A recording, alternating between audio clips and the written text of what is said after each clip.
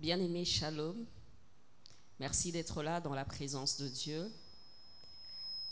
Merci pour ce moment, non seulement de prière et de l'écoute de la parole de Dieu. Et pour ce soir, nous avons un thème très important, un thème qui nous concerne tous. Notre thème, c'est l'intervention divine par la prière du juste. L'intervention divine par la prière du juste. Bien-aimé, je tire mon thème du psaume 34, verset 18.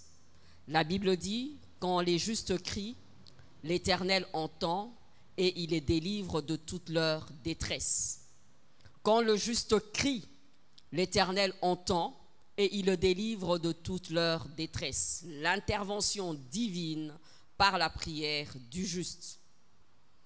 En lisant ce passage, en réfléchissant par rapport à ce passage de David, je me suis simplement posé la question de savoir crier pourquoi, c'est quoi crier?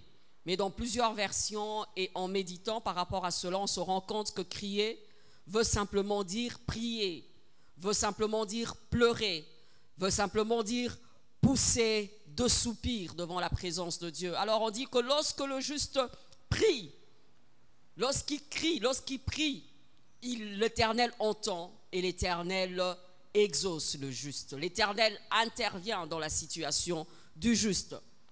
N'est-ce pas que lorsque nous parlons de crier, nous voyons que même notre Maître Jésus, des fois, il pouvait, après avoir accompli des miracles, il pouvait s'isoler et aller à côté pour pouvoir prier, et deux fois, il poussait de cris. Je vois dans la Bible le cas de Anne, qui souffrait dans 1 Samuel, l'histoire de la venue de Samuel. Elle poussait des cris, mais dans son cœur, elle pleurait. Dans son cœur, non seulement qu'elle ne parlait pas, on ne sentait pas, on n'écoutait pas la voix, mais dans son cœur, il y avait des soupirs. C'était un cri, c'était une prière.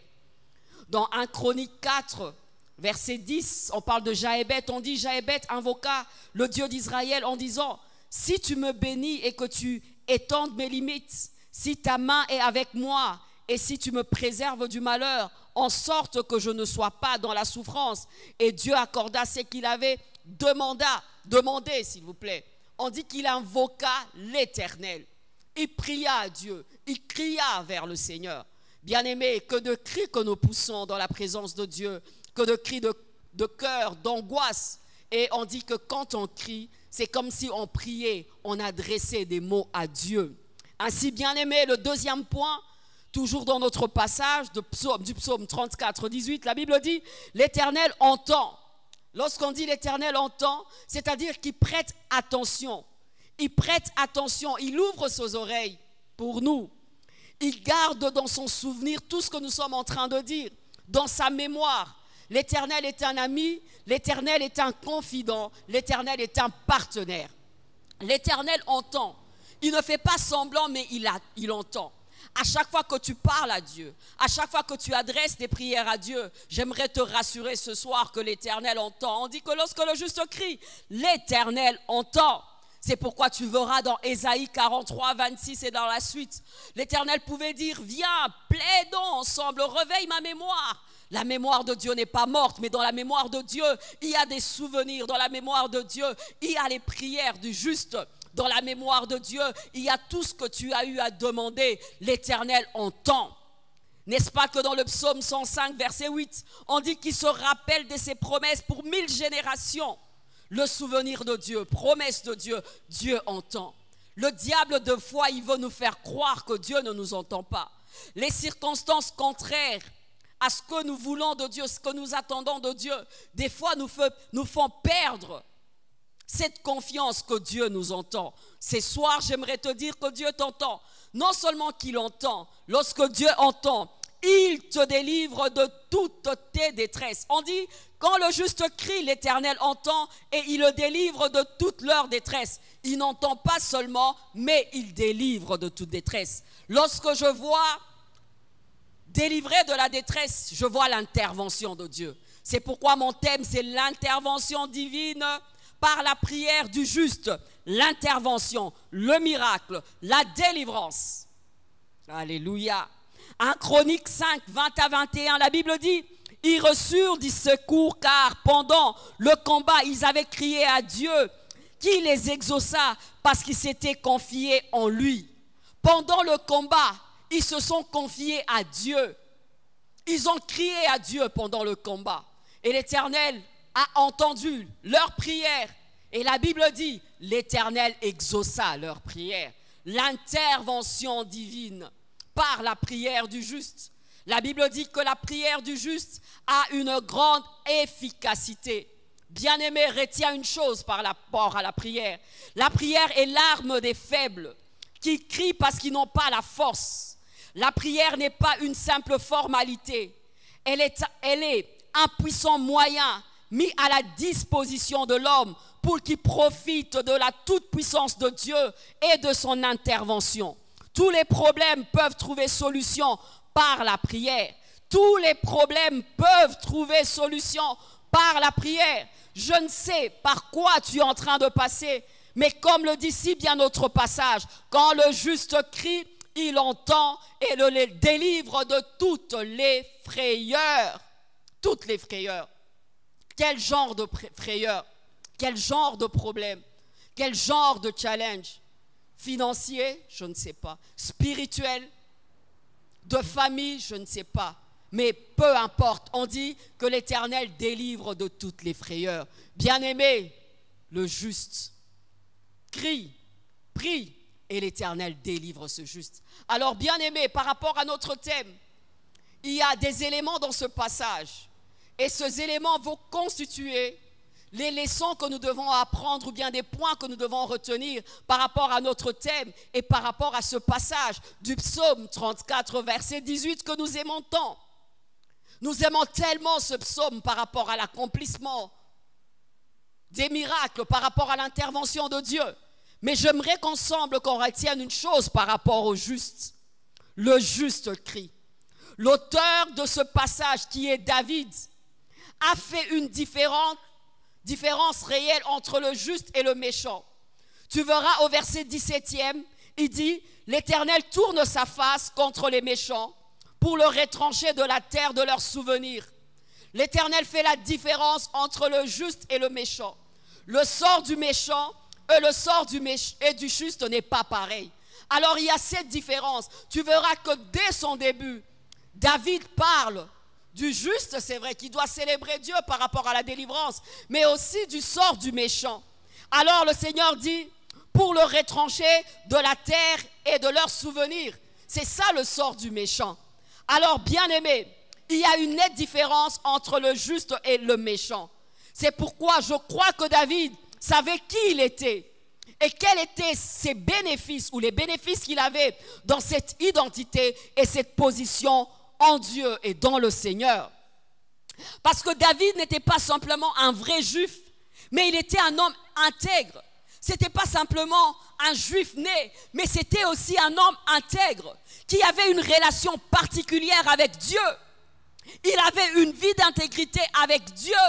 Alors quand il parle du juste, bien-aimé, il sait qui est juste. C'est vrai que par la nouvelle naissance, nous sommes justes. À tous ceux qui l'ont reçu, ceux qui croient en son nom, il a donné le pouvoir de devenir enfants de Dieu. Nous avons ce pouvoir de devenir enfants de Dieu. Nous sommes enfants de Dieu parce que nous avons reçu Jésus-Christ dans nos vies. Et Romains 5, 9 nous dit, nous sommes justifiés par son sang. Par le sang de Jésus, nous sommes justifiés. Nous sommes considérés comme justes. C'est une très bonne chose. C'est l'identité que nous avons. C'est la position que nous avons en Christ. Nous sommes chrétiens. C'est pourquoi je dis, en tant que juif, c'était très bien, il était juste. Il n'était pas considéré comme méchant, mais il avait cette relation particulière avec Dieu.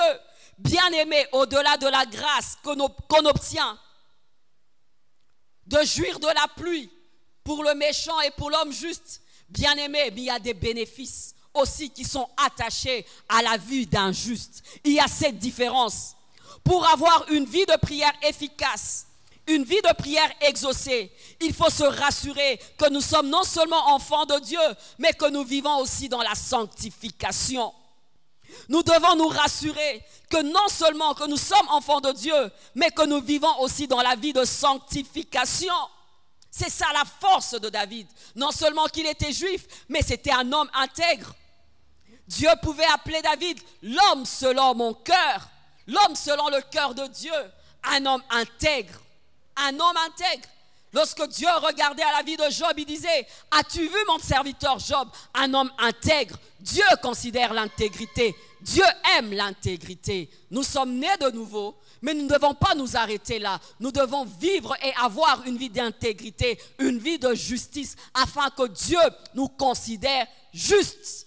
Et j'ai dit que cette vie de sainteté, de sanctification, rend notre vie de prière efficace et forte. Alors lorsque nous présentons nos requêtes à Dieu, nous présentons nos requêtes avec assurance, non pas parce que nous sommes aptes, mais parce que nous sommes en paix avec lui, parce que cette vie de justice nous amène à une relation étroite et intime avec Dieu, bien-aimé.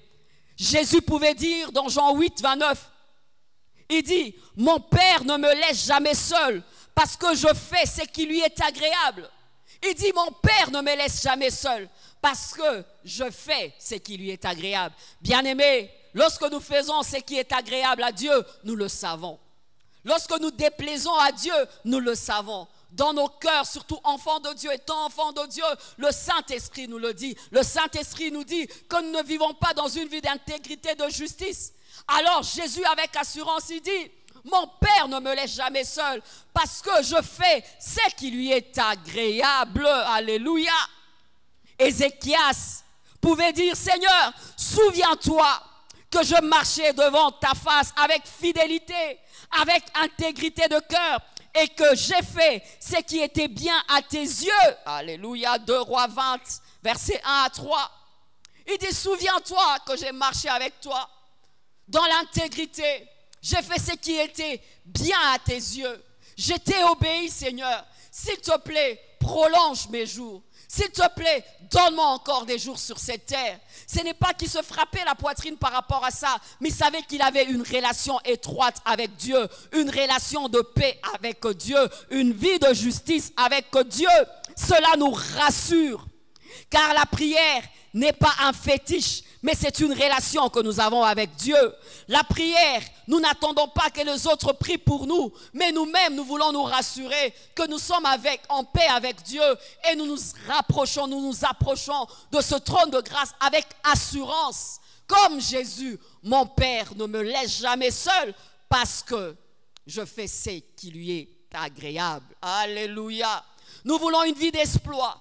Nous voulons avoir une vie de prière efficace, d'exaucement, l'intervention divine, comme tout à l'heure je venais le dire par rapport à notre thème, c'est très bien. Nous voulons, c'est vrai, que Dieu agisse, que Dieu intervienne, c'est très bien. Mais au préalable, rassurons-nous que nous plaisons à Dieu, que notre vie est agréable à Dieu, que Dieu agrée notre vie, que nous sommes intimes avec Dieu. Pourquoi? Parce que ces psaumes est écrit par David, qui sait qui est intègre, qui sait quand il parle de la justice et du juste, parce qu'il fait cette comparaison avec le méchant. Seigneur, je veux que tu réalises des grandes choses. Seigneur, je veux que tu me bénisses. Je veux que tu fasses des grandes choses. J'aime cette histoire du peuple d'Israël par rapport au péché d'Acan dans Josué 7. Mais je veux m'attarder sur le verset 13e. Dieu devait faire des grandes choses. L'Éternel devait accomplir des grandes choses. Mais il dit à Josué, demain c'est vrai, je ferai de grandes choses. Mais je veux que vous vous sanctifiez, parce que certes demain je ferai des choses, mais aujourd'hui sanctifiez-vous pour que demain je fasse des grandes choses. Alléluia. Dieu va faire des grandes choses. L'Éternel a promis de faire des grandes choses, mais au préalable, Dieu demande à Josué de sanctifier le peuple. Au préalable, le Seigneur nous demande de nous sanctifier. Le Seigneur nous demande d'être en paix avec lui, parce que cette justice, ce n'est pas seulement une question de position, mais aussi une vie où tous les jours nous faisons de notre mieux pour être agréés de Dieu, par Dieu, bien-aimés. Quelle joie d'être en paix avec Dieu et de nous approcher de ce trône avec assurance comme des enfants qui obéissent et qui servent au dessein de Dieu comme David. Alléluia. 2 Corinthiens 6, 17, la Bible dit, c'est pourquoi sortez du milieu d'eux. Séparez-vous, dit le Seigneur. Ne touchez pas à ce qui est impur et je vous accueillerai. il dit, pour que je vous accueille, séparez-vous. Pour que je vous accueille, sortez du milieu d'eux. Pour que je vous accueille, ne vous conformez pas au siècle présent.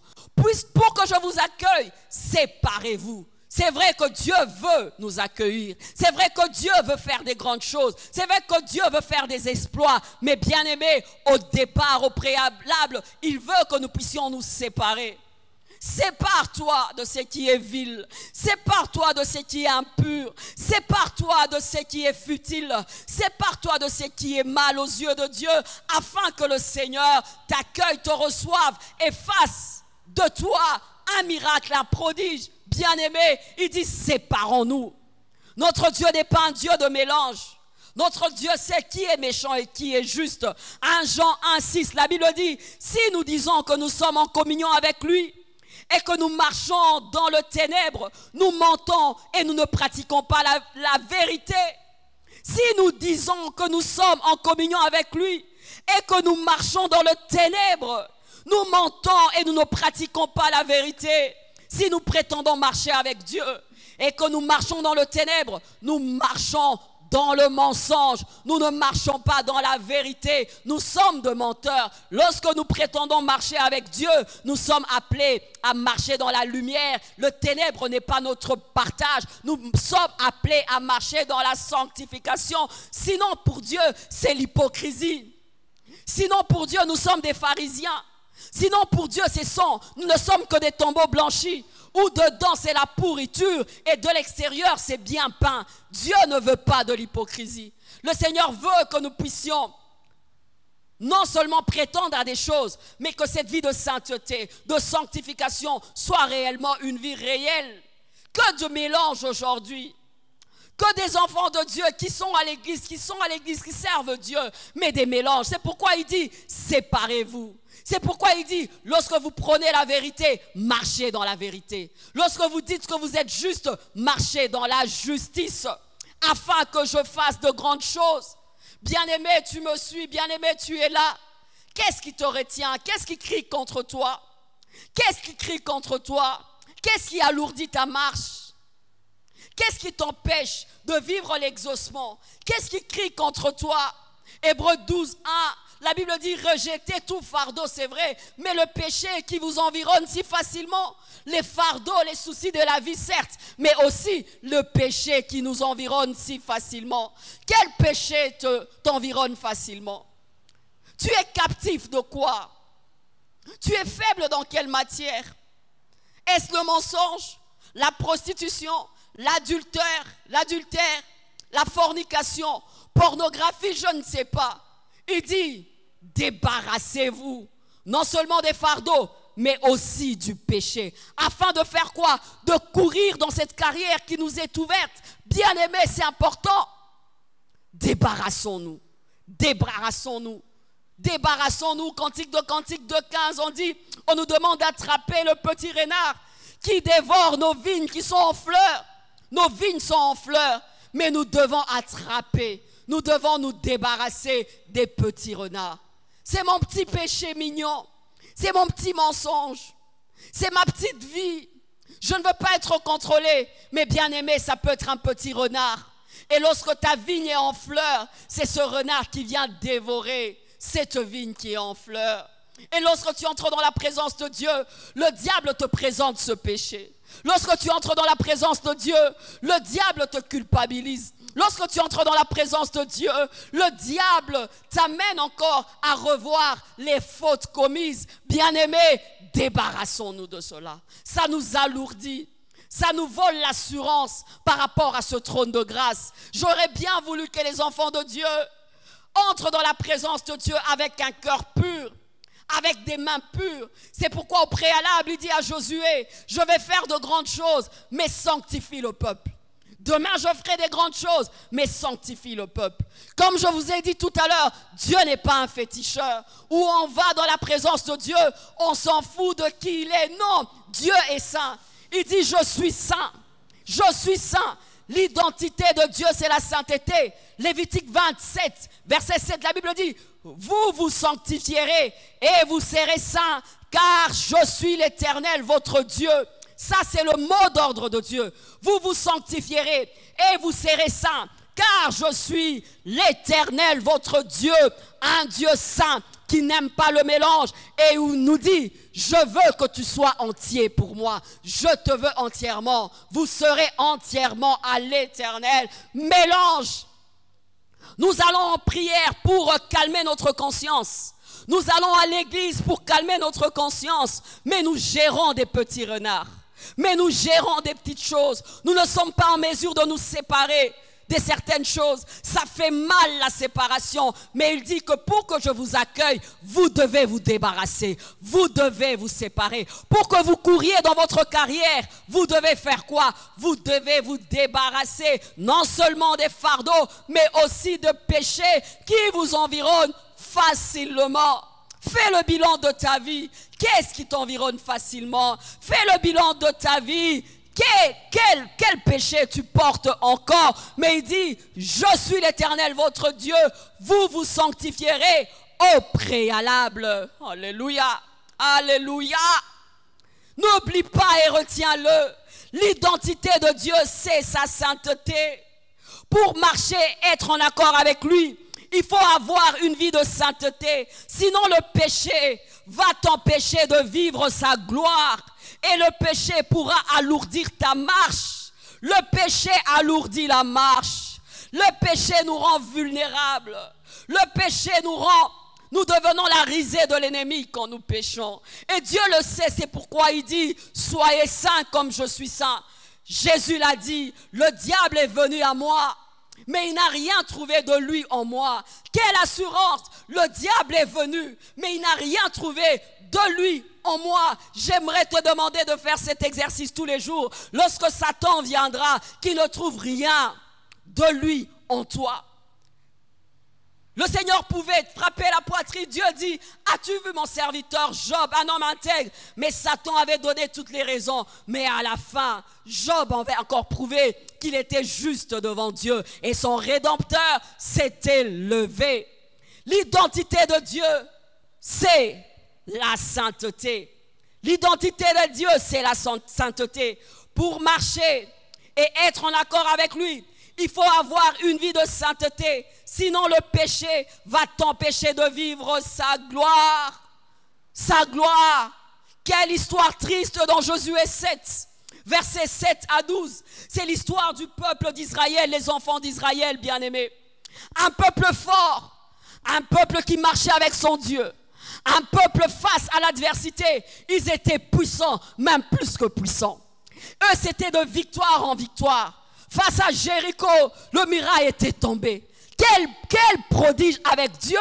C'était un peuple à part. C'était un peuple qui marchait avec son Dieu. Et la force d'Israël par rapport à l'adversité, par rapport à l'ennemi, dans la bataille, c'était Yahweh. C'était le Dieu unique, le Dieu puissant. Ils ont conquis des villes. Ils ont gagné des batailles. Ils ont eu des victoires. À un moment, lorsque tu lis dans Josué 7, versets 7 à 12, alors, face à eux, il y avait un petit peuple, le peuple d'Aï. Le peuple d'Aï. Alors, ce peuple était petit.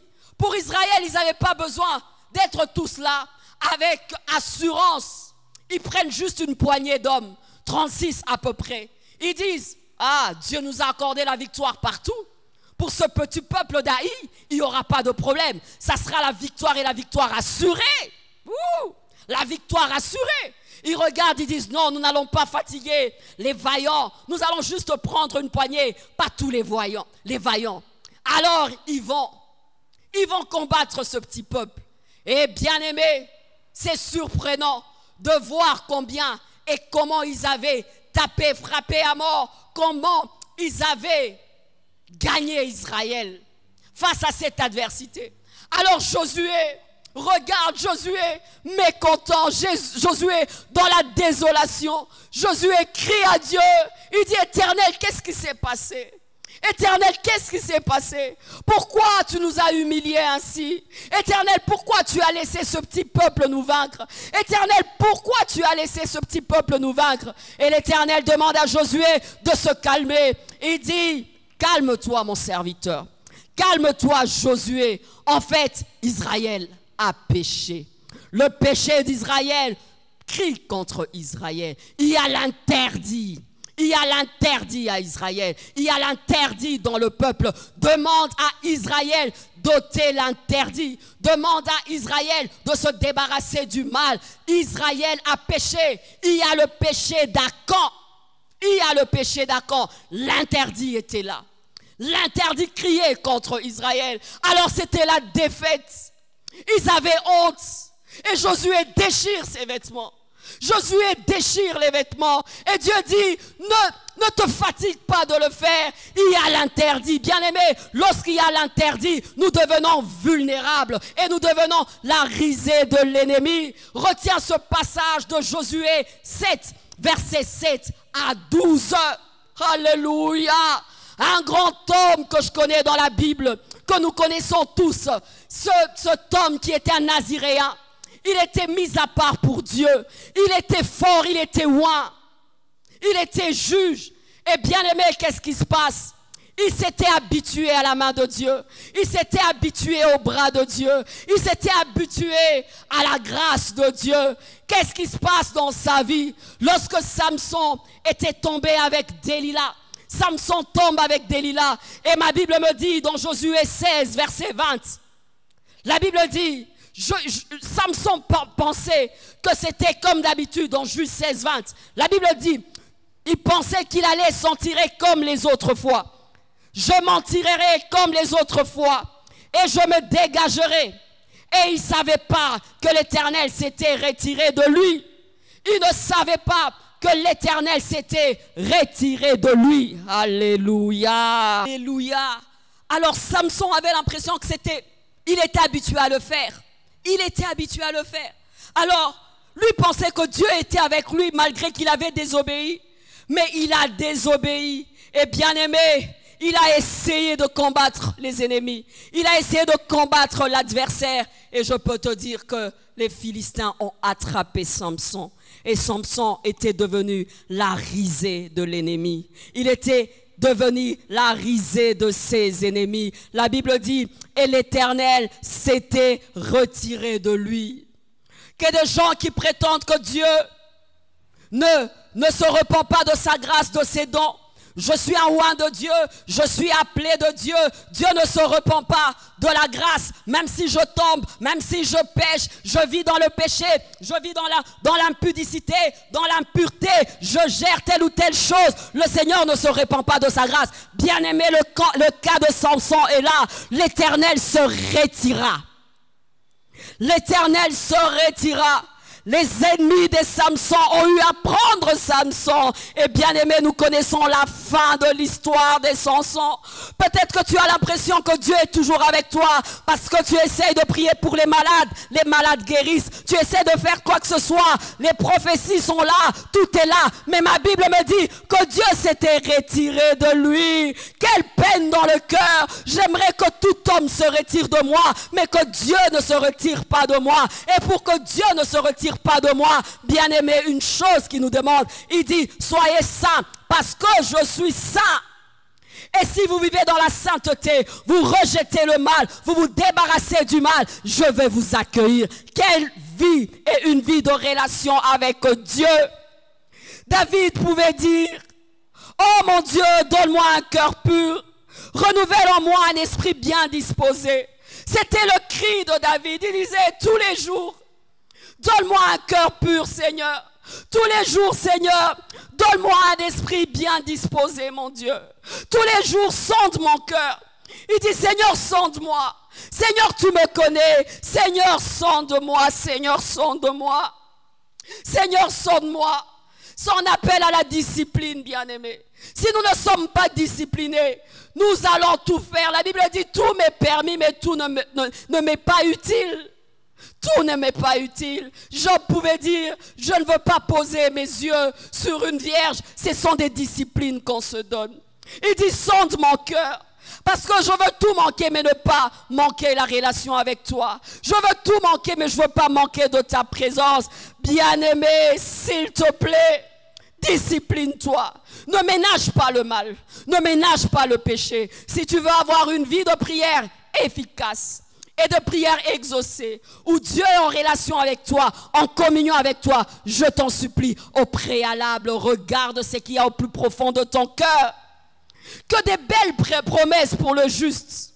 Lorsque le juste crie, l'Éternel entend et l'Éternel délivre de toutes ses détresses. Mais que des promesses, il y a un avantage à être juste. La Bible nous parle des promesses du juste. J'ai un échantillon.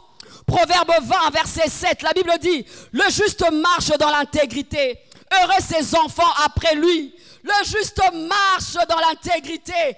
Il marche dans l'intégrité. Il marche dans l'intégrité. Mais heureux les enfants après lui. La postérité du juste est garantie du bonheur parce que le juste a marché dans l'intégrité et ses enfants sont heureux. La Bible parle du psaume 146, verset 8. La Bible dit, l'Éternel aime le juste. L'Éternel aime le juste. Dans le psaume 55, verset 22, la Bible dit, il ne laisse pas chanceler le juste. Alléluia. Proverbe 13, 25, la Bible dit, le juste mange et il se satisfait, et il satisfait son appétit. Lorsque le juste mange, il satisfait son appétit. Lorsque le juste mange, il mange à sa faim. C'est bon, c'est délicieux. Le juste mange, il satisfait à son appétit.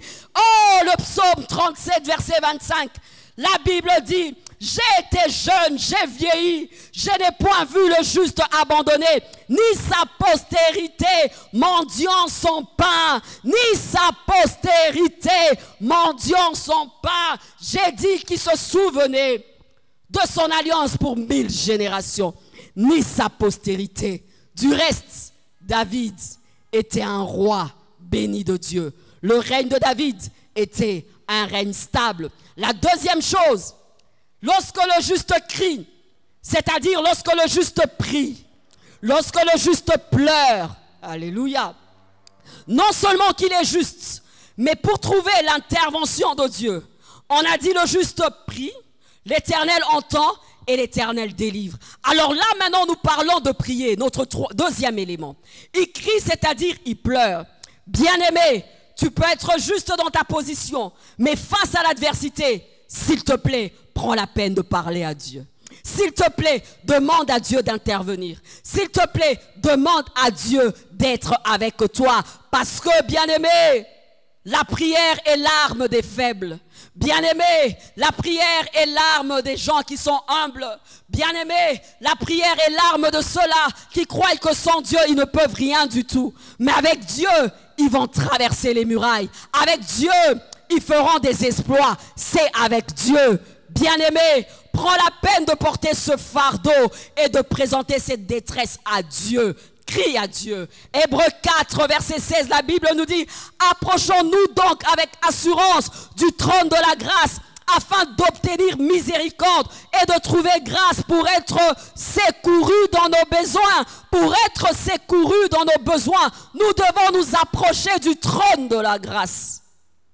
Pour être secourus, nous avons besoin de nous approcher. Ne paraisse pas spirituellement. Ne sois pas lourd spirituellement. Lorsque ça ne va pas, va dans la présence de Dieu.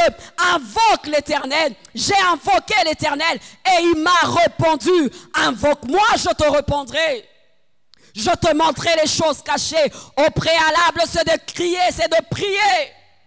Ça ne va pas tomber de soi. Dieu le fait deux fois par sa grâce, mais deux fois le Seigneur veut aussi que nous puissions prier. Il veut que nous prions comme un gentleman. Il nous regarde et dit, j'attends de voir comment il va prier. J'attends de voir comment il va crier. J'attends de voir comment il va plaider pour sa cause. J'attends de voir comment il va réveiller ma mémoire. Alléluia. Alléluia. Jacques 5, verset 13, la Bible dit, quelqu'un parmi vous est dans la souffrance qui dorme? Non. Quelqu'un parmi vous est dans la souffrance qui pleure? Oui, qui prie. Quelqu'un parmi vous est dans la souffrance, prie. Je suis dans la détresse. La Bible est claire. Si tu es dans la détresse, prie, invoque Dieu. J'invoquerai mon Dieu, il me répondra. Je veux plaider ma cause et il va me répondre. Si tu es dans la souffrance, la clé est là. Prie. La Bible dit, j'ai cherché le Seigneur, il m'a secouru. C'est parce que j'ai cherché le Seigneur qui m'a secouru. La Bible est si claire et si riche. Matthieu 7,7, demande et l'on te donnera. Cherche et tu trouveras. Frappe et tu trouveras, on t'ouvrira. S'il te plaît, demande à Dieu. S'il te plaît, cherche dans sa présence. S'il te plaît, frappe et il va t'ouvrir. Évite la paresse spirituelle. Abraham, j'aime cet homme dans Genèse 18, 25 à 33. Le Seigneur parle de la destruction de Sodome et Gomorrhe. Pour certains, tu peux simplement dire que c'est la volonté de Dieu. C'est une fatalité. C'est Dieu qui décide. Mais je vois un homme qui a eu à plaider pour un peuple dans la présence. Alléluia. Il parle à Dieu, il plaide.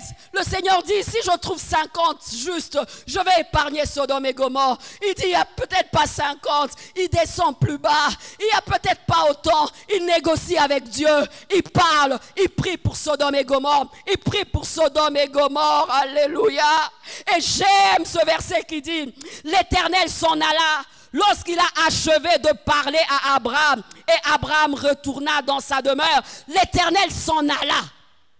Lorsqu'il acheva de parler à un homme qui a plaidé pour les autres, un homme qui a plaidé pour la destruction, pour qu'on épargne le peuple. Mais malheureusement, il n'y avait pas autant de justes. La vie de Lot a été épargnée parce que Abraham avait prié.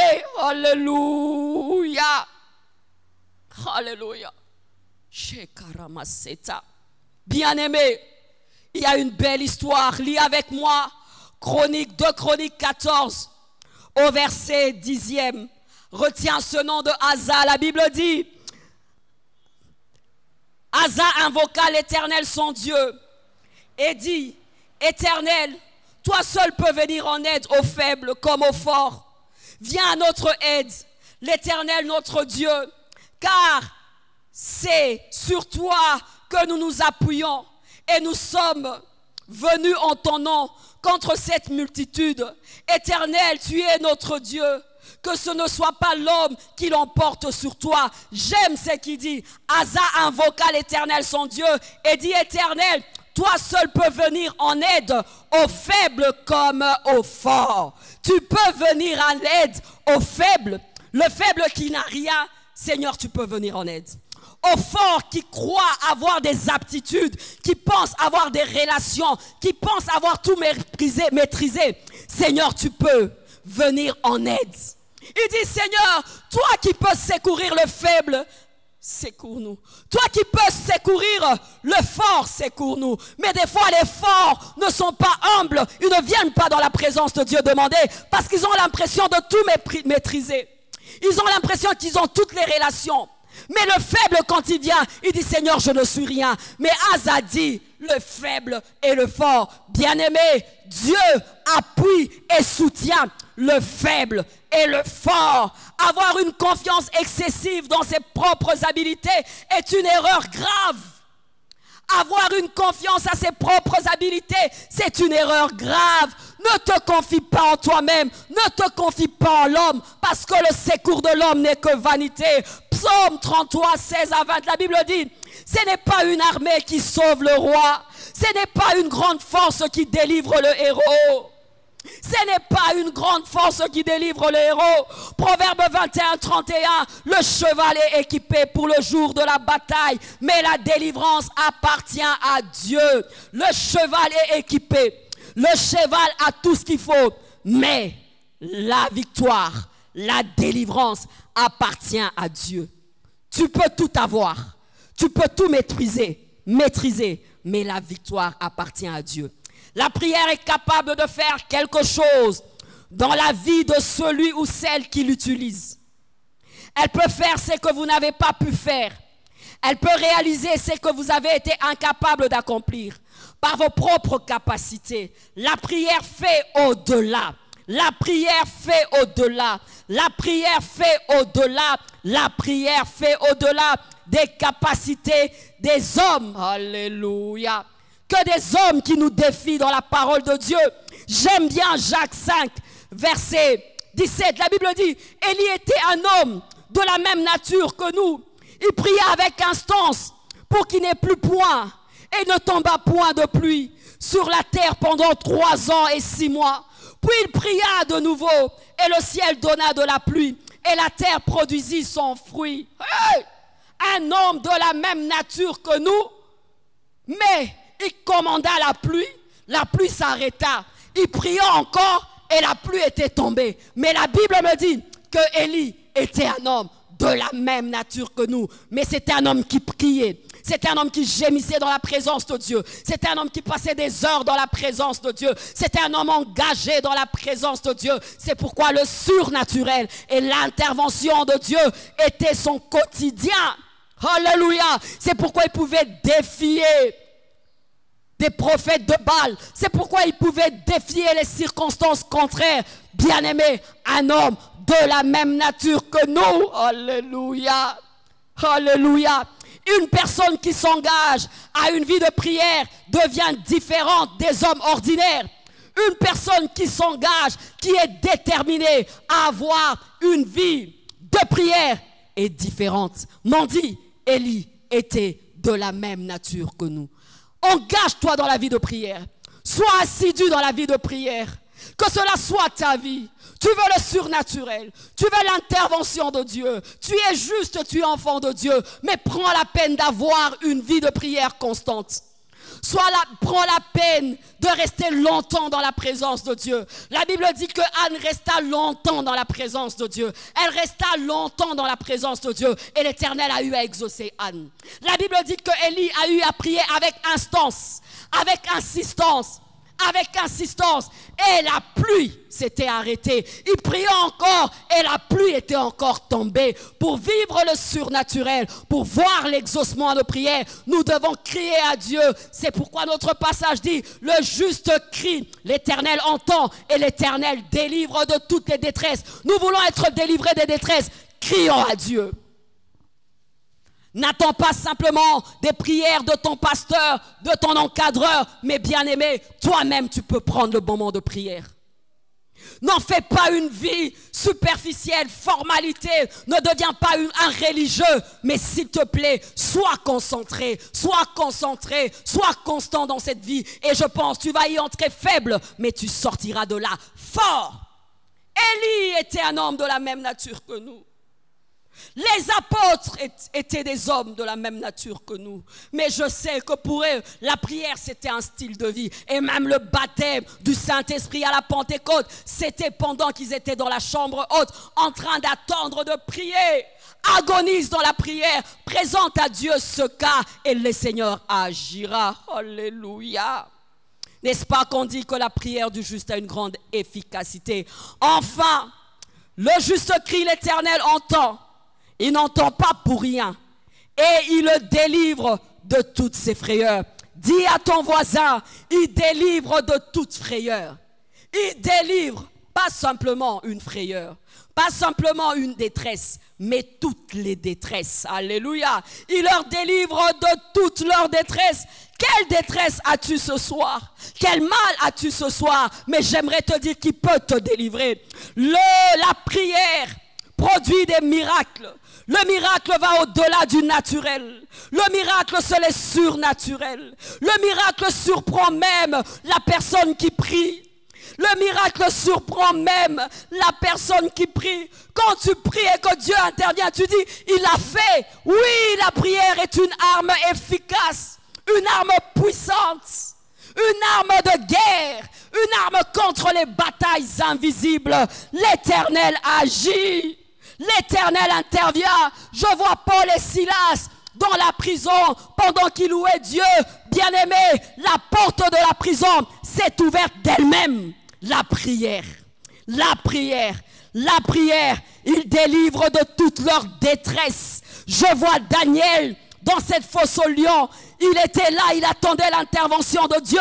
Mais la puissance de Dieu a calmé ce lion. Un lion qui est un carnivore. La puissance de Dieu. Je vois la puissance de Dieu pour Meshach, Shadrach, Abednego. Pendant qu'ils étaient dans cette fournaise ardente de feu, ils avaient la confiance en Dieu. Dieu était avec eux. Et bien aimé, cette fournaise s'était changée à un endroit glorieux, un endroit paisible. Ne minimise pas la prière, juste ne minimise pas la prière. La prière est une force, la prière est une arme. Tu ne vois pas, mais pendant que tu pries, ce sont des coups que tu donnes à ces murs. Ce mur est déjà fissuré. Continue. Priez, prie avec instance, reste longtemps dans la présence de Dieu, ce mur tombera. Jéricho était tombé, Jéricho était tombé. Un bouleversement peut entrer dans ta vie si simplement tu pries. Alléluia. Si simplement tu pries. Jésus pour faire des miracles. Je vois cette histoire de Jésus, il a pris 5 pains, 2 poissons. Il prend les 5 pains, 2 poissons. Il ne murmure pas. Il bénit Dieu. Il rend grâce à Dieu. Il donne un miracle. Un miracle. Un miracle. Un miracle. Ézéchias qui devait mourir, il prie, il dit, prolonge mes jours. Un miracle par la prière. L'Éternel prolongea les jours. Bien-aimé, tu n'as pas encore expérimenté ce que tu désires dans ton cœur parce que tu n'as pas encore agonisé dans la prière. Un autre niveau, une autre dimension avec Dieu, un exaucement agonisant dans la prière. L'Éternel délivre de toutes les frayeurs. L'Éternel délivre de toutes les frayeurs. Samson était à la fin. Il n'avait plus la force. Il avait déjà désobéi à Dieu. Il était déjà la risée de ses ennemis. Dans Juge 16, 28 à 30, il dit, oh Éternel, donne-moi une dernière force. Il dit, oh Éternel, que mes ennemis périssent avec moi. Je suis déjà leur risée. Mais Éternel, souviens-toi de moi. Éternel, donne-moi la force. La Bible me dit que Dieu avait oint Samson pour cette dernière fois. Il y avait juste un petit jeune qui a pris Samson. Il posa sa main sur les poteaux des endroits stratégiques et tout s'était écroulé.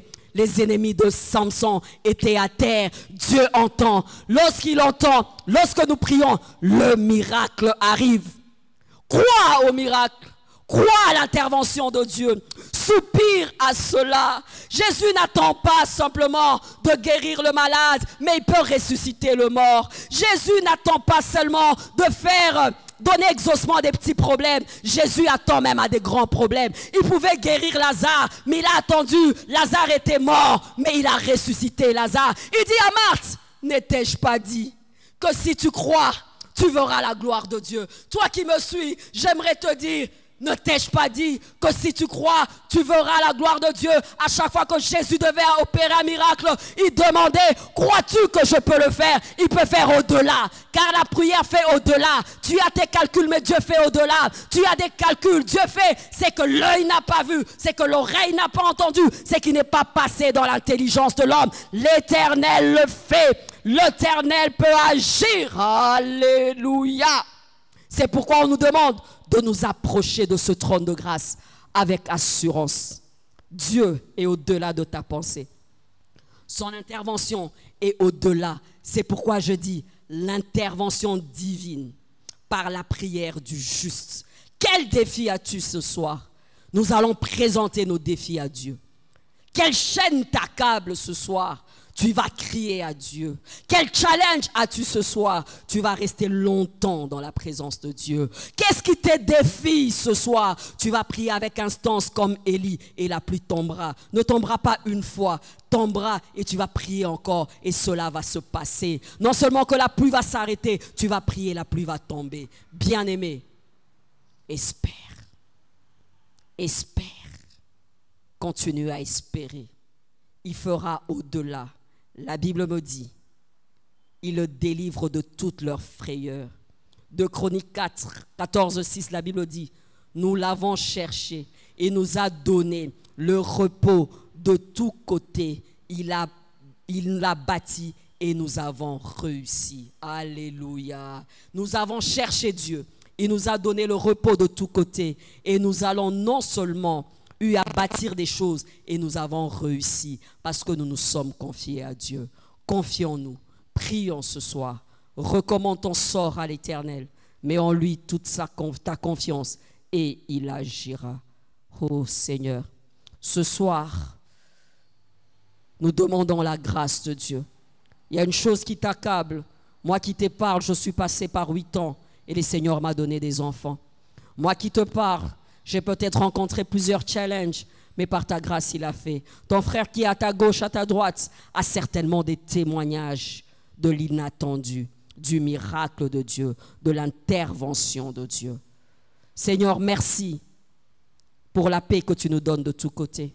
Merci, toi qui entends les prières, tous les hommes viennent à toi. C'est pourquoi ce soir, chacun de nous te présente sa requête, chacun de nous te fait confiance. Père, fais grâce. Seigneur, honore la foi. Seigneur, relève. Seigneur, restaure. Seigneur, repart. Seigneur, fais grâce. Laisse que chacun de nous reçoive quelque chose de toi et que le miracle localise la foi d'un homme,